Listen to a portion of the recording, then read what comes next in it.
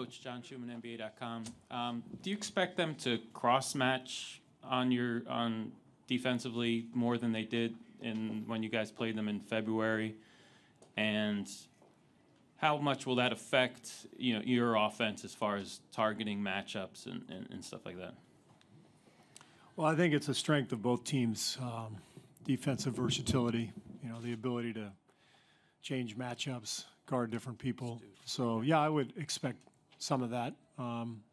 Usually happens in the playoffs, when you have more time to prepare and you mix and match, you try different things, and maybe try to throw the other team off balance a little bit. So we're preparing for some of that. Jeff Zilgett, USA Today. Just to follow up a little bit on the David Blatt relationship.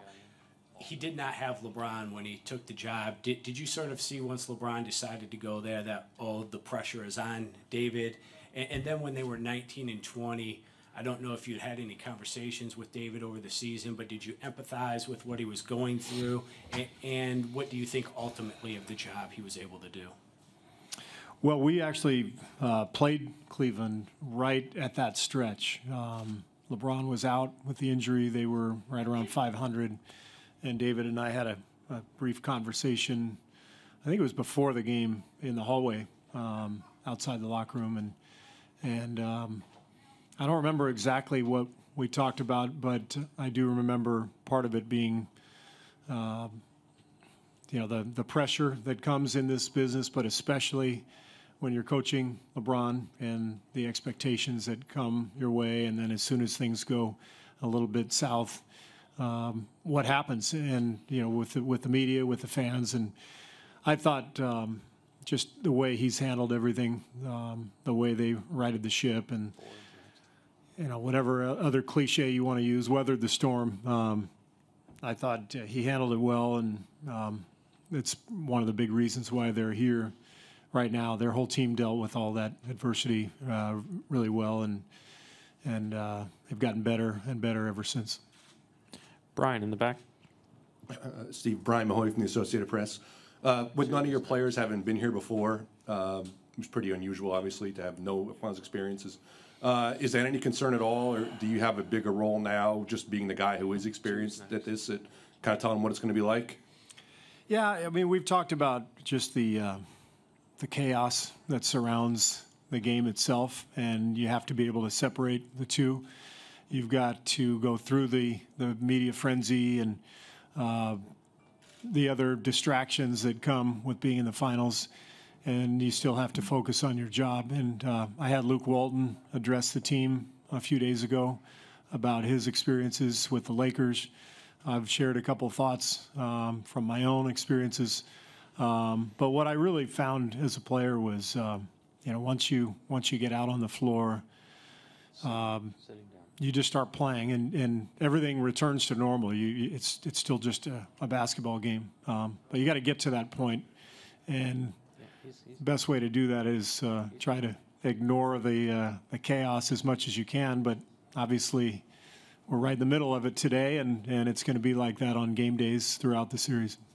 Steve here in the front. I wanted to ask you about going up against LeBron. That's going to be one of the, obviously, focuses of this finals, at least at the start. I know it's a team, but he is one individual player that gets so much attention. What's it like having to coach against LeBron? What does he bring to any team, especially the Cavaliers? Well, he obviously is one of the great players in the league. He affects every single play down the floor at both ends. So it's not just, some great players you have to defend a certain action. This is where he wants to get his shot. With LeBron, it's everything that happens, and there's a chain reaction as a result. And so you go over your concepts and your thoughts and how you want to defend him, and then you implement it, and you hope for the best. Ethan, last one. Ethan Skolnick, Turner Sports Bleacher Report. Brad Stevens recently described the experience of preparing for LeBron as fun. Is any part of this, you talked about the challenges that go into it, is any part of it fun? And when you were an analyst, did you ever sort of think about what it would be like to prepare for him in a playoff series? Yeah, I always thought about stuff like that when I was an analyst because I knew I wanted to coach. But to be honest, every bit of it is fun. It really is. It's a challenge. It's not fun to lose when you lose, but you know, we get to do this for a living. You know, we get to coach basketball, or you know, Klay will be up here in a second. He gets to play basketball. They pay us a lot of money. You know, we're not digging ditches. You know, we're living the dream, and obviously we want to win. There's highs and lows, but to me, every bit of this is fun, and we as a team, our philosophy is to enjoy every day, and it's been a lot of fun this year. Hopefully we'll have some more fun the next couple of weeks.